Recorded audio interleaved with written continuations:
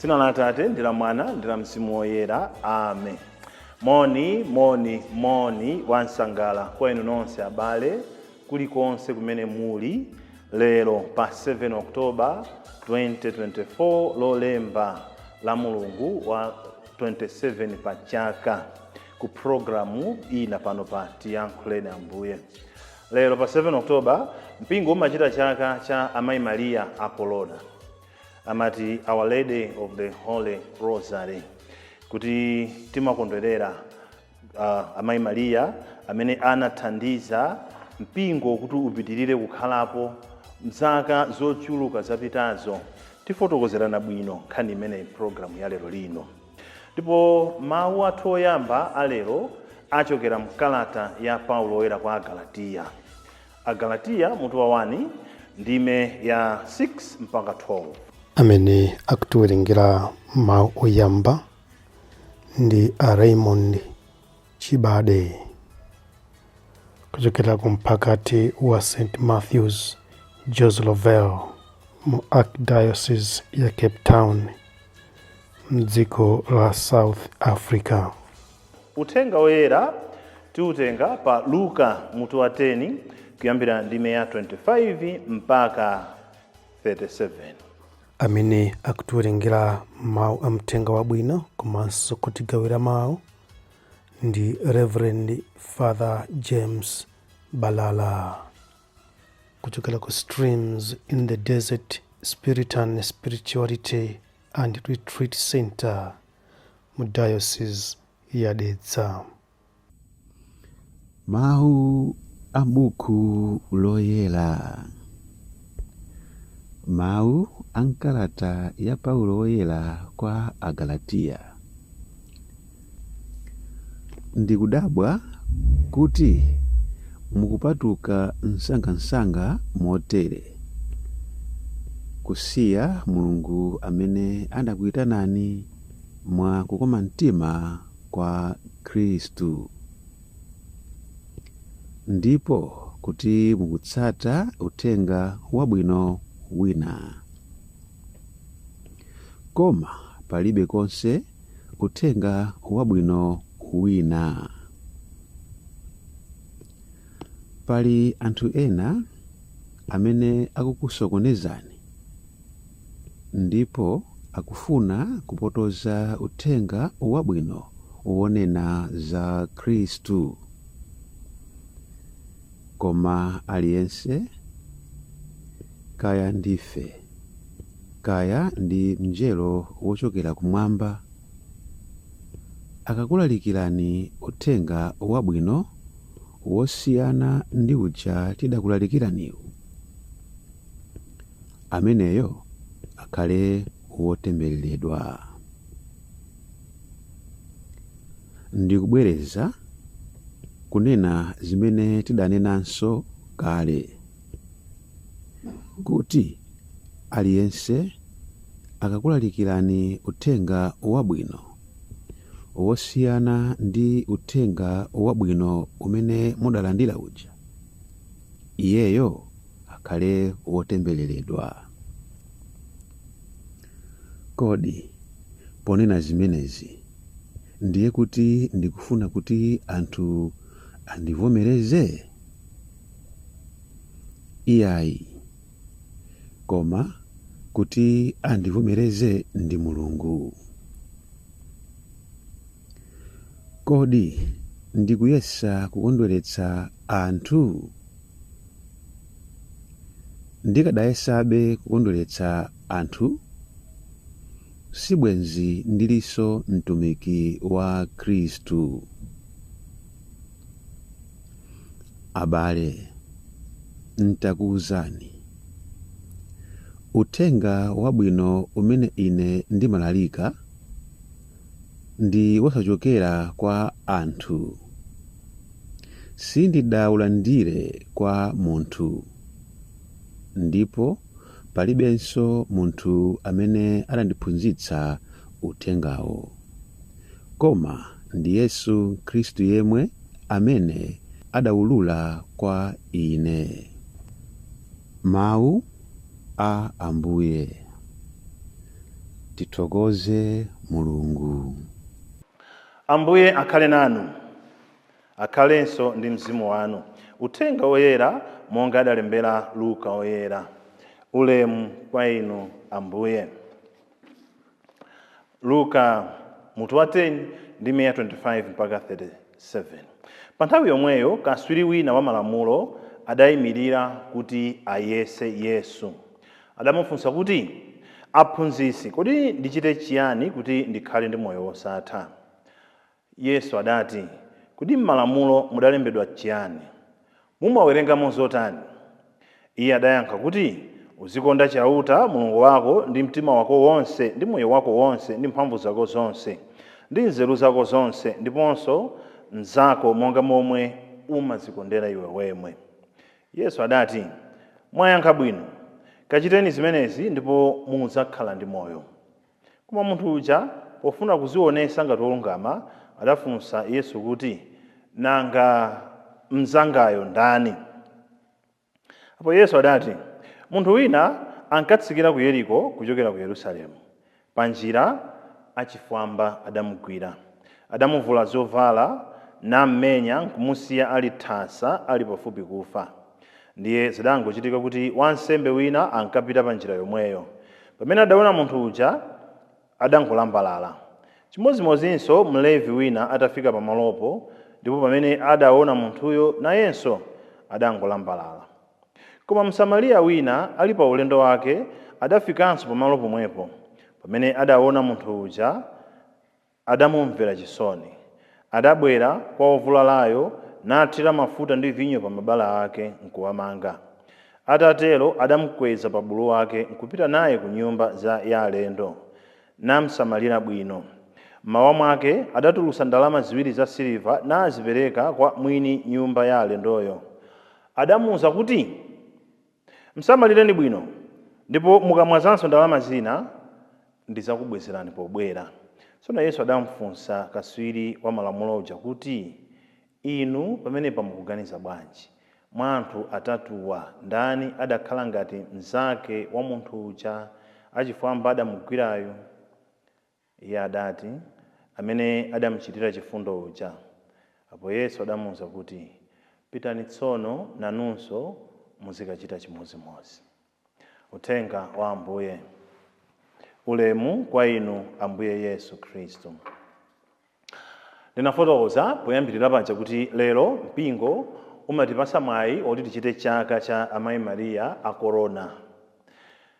Chaka chimenechi chinayamba pakanthawi chifukwa panali nthawi imene asilikali amayiko amene amadana ndi Chikhristu, makamaka amene ankadana ndi Chikatolika, anagonjetsa mayiko ochuluka kumene Chikatolika chinali chitakhazikika kale.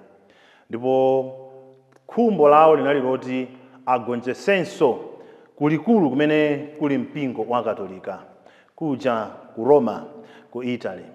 Ndipo mchaka cha 1571 asilikali amenewo amene amadana ndi chipembedzo cha Chikatolika anali pa ulendo wawo olunjika kupita ku Roma, ku Vatikani, kuti akagonjetse likulu, kuti akagonjetsa kumeneko ndiye kuti mpingo umwazikana. Ndipo nthawi imeneyo mtsogoleri wa mpingo Papa Pius wa 5 anawapempha akhristu, anawalimbikitsa asilikali kuti ateteze dziko lawo, ateteze mzinda wa Roma, ateteze kulikulu kwa mpingo. Ndipo iwo amene sangakwanise kupita ku nkhondo, akhristu eni ake akhale akupemphera Corona, kupempha chithandizo cha Amayi Mariya kuti awapempherere kwa Mulungu, awathandize kuti apambane nkhondo ndi cholinga choti likulu la mpingo lisawonongeke, lisasakazike.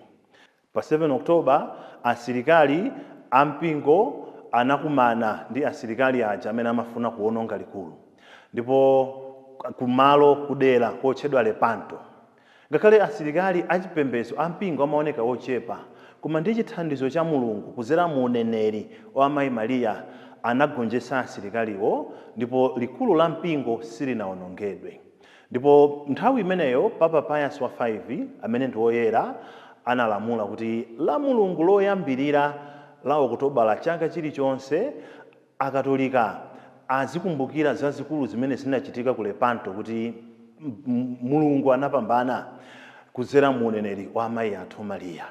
Ndipo anali Papa Grigore wa nambala 13 amene anena kuti ayi lisakhale la Mulungu loyamba la mwezi wa Okutobala, koma likhale tsiku lomwelo pa 7 Oktoba limene nkhondo ya ku Lepanto inachitika, kuti anthu azikondwerera amayi Mariya akolona. Ndi chifukwa chake ife lero lino pa 7 Oktoba tikupanga chaka chimenechi. Mkatolika sayenera kuyenda popanda kolona, chifukwa mkolonamo mmapemphero athu akolona amene timapempha amayi Mariya kuti atinenere kwa Mulungu, timapezamo chipambano, timapezamo chipulumutso, timapezamo mphamvu zimene tikuzisowa. Kukhala mkatolika ndi kukhala munthu wopanda kolona ndiye kuti chilipo china chake chimene chikutsalira.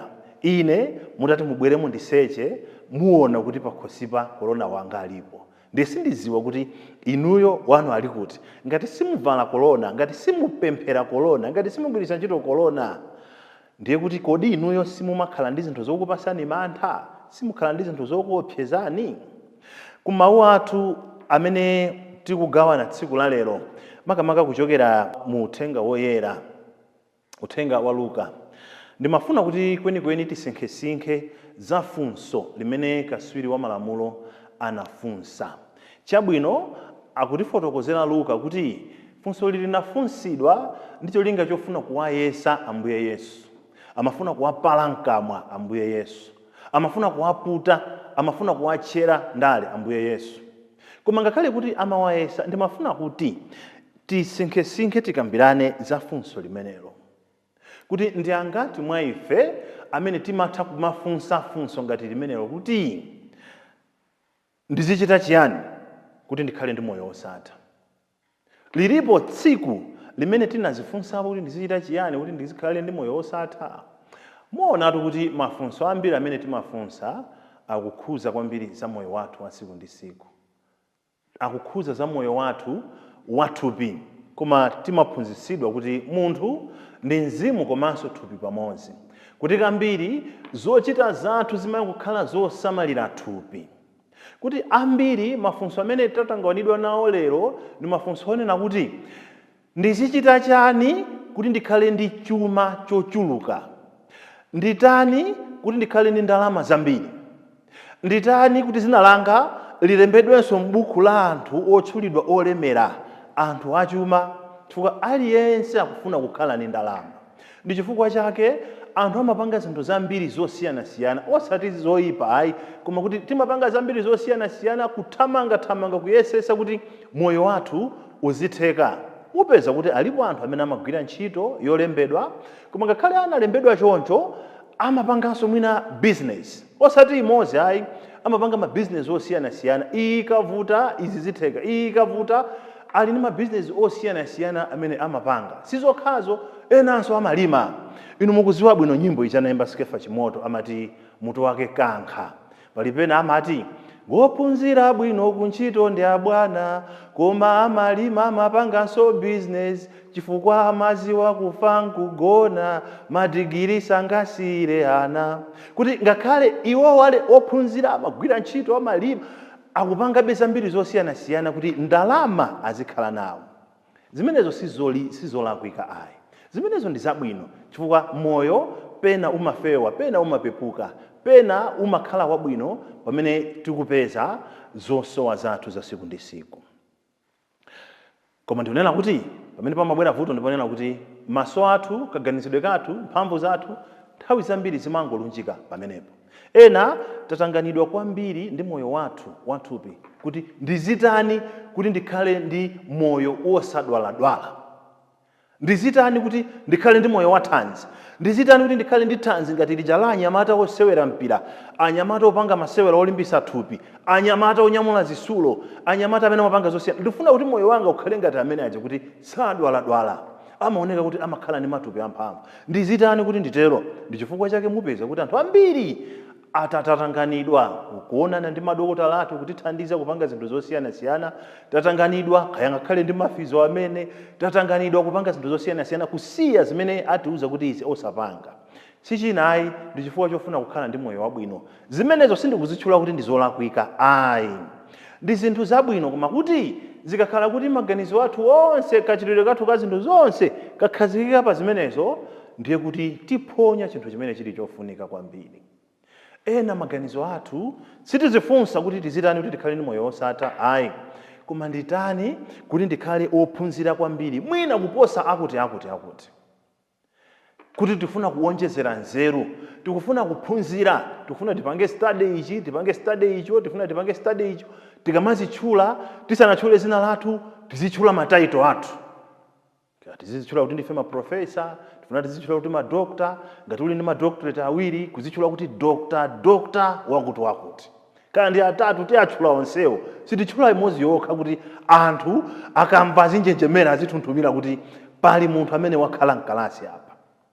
Kuonjezera nzeru ndi kwabwino. Kumbukirani mulaliki anakamba zimenezo kuti owonjezera nzeru amaonjezera zowawa zochuluka komanso. Ndiye amati koma kukhala chitsiru si kwabwinonso ayi. Choncho kuphunzira ndi kwabwino. Vuto lizakhalapo tikakhala kuti maganizo athu tikungoyang'ana pa zokhazo. Funso loti ndizichita chiyani kuti ndikhale ndi moyo wosatha, ndiliti munayamba mutazifunsapo. Chifukwa funso lotu likukamba makamaka za moyo wathu umene uzakhalepo mpaka. Paja ife Khristu timakhulupirira kuti moyo wa munthu sutha pa imfa, umangosinthika paja pali mapemphero amene timapemphera tikapita kumaliro. Moyo wathu sutha pa imfa, umangosinthika, umakapitirira. Ndiye kuti upitirire, uyenera kuti upitirire pokhapokha ngati wamvesa ndithu, ndipo ngati wayesesa kuyankha funso limene kaswiri wa malamulo anawafunsa Ambuye Yesu. Ndizichita chiyani kuti ndikhale ndi moyo wosatha? Ndipo poyankha Ambuye Yesu akumupasa fanizo, akumufotokozera fanizo la Msamariya wachifundo. Msamariya wachifundo amene akuthandiza munthu amene si wa mtundu wake. Kutiphunzitsa kuti ngati tikufuna kukhala ndi moyo wosatha, chifundo chathu chikhale chopanda malire. Chifundo chathu tisachidulire, kuti ndionesa chifundo kwa okhawo amene ndi akatolika, ndionesa chifundo kwa okhawo amene ndi akhristu anzanga, ndionesa chifundo kwa okhawo amene ndi akubanja kwanga, ndionesa chifundo kwa okhawo amene ali amchipani changa, kaya ndi cha ndale kaya ndi cha mumpingo, ndionesa chifundo kwa okhawo amene timamvana maganizo, ndionesa chifundo kwa okhawo amene ndi amtundu wanga. Ayi, chimenecho si chifundo chimene Mulungu akukamba. Ndi chifundo chimene chikhoza kuyenda ngati madzi, chimene chikhoza kumuonesa wina aliyense posalabadira ngakhale gender yake, posayang'anira social status yake, posayang'anira kuti khaya ndi wosauka khaya ndi wolemera, posayang'anira kuti khaya akudwala kapena ali ndi moyo wamphamvu, kuchitira munthu wina aliyenseyo amene analengedwa mu chifanizo cha Mulungu. Ndi zimene Ambuye Yesu akufuna kuti tiphunzire. Kambiri tikhoza kunena kuti selective empathy, kuti pena timatha kuthandiza anthu ena chifukwa cha ubale wathu ndiwowo. Pali ena amene ife tikhoza kuziwa kuti awo akuvutika koma sindingathandize chifukwa si mtundu wanga, akuvutika sindingathandize chifukwa choti nditathandiza awa sangandivotere chifukwa si achipani changa. Zimene Ambuye Yesu akukamba nzonena kuti ngati tikufuna kukhala ndi moyo wosatha, tikhale anthu amene chifundo chathu chikhale ngati cha Mulungu, chimene chilibe tsankho, chimene sichikhala ndi malire kuti awa wokha ndiye anga. Mulungu amamvesa kuti tonse ndife ake, ndipo chifukwa kuti tonse ndife ake amafuna kuti tizionananso chimozimozi kuti ndife abale, tonsefe ndife amodzi, kuti ndikuyenda ndikaona munthu wina akakuvutika ndimthandize chifukwa choti ndi munthu, osati chifukwa choti ndinamuona kutchalichi tsiku lina, awa sinaonepo kutchalichi kwathu, kuti nditakupeza munthu akuvutika ndi njala mwachitsanzo, ndisanene kuti tili ndi chakudya koma chakudyachi tipereka kwa okhawo amene akuziwa chikhulupiriro chathu, tipereka kwa okhawo amene timagwirizana nawo, tipereka kwa okhawo amene iwonso akhoza kutipasa china chake. Chimenecho si chifundo, imene imakhala ngati business, tikupanga business. Choncho Mulungu lero lino akutiphunzitsa kuti ngati tikufuna kukhala ndi moyo wosatha, tikhale anthu amene chifundo chathu, chikondi chathu chikhale chopanda malire, chimene chikhoza kumpeza munthu wina aliyense pena paliponsepo molingana ndi kuthekera kwathu. Ambuye akhale nanu.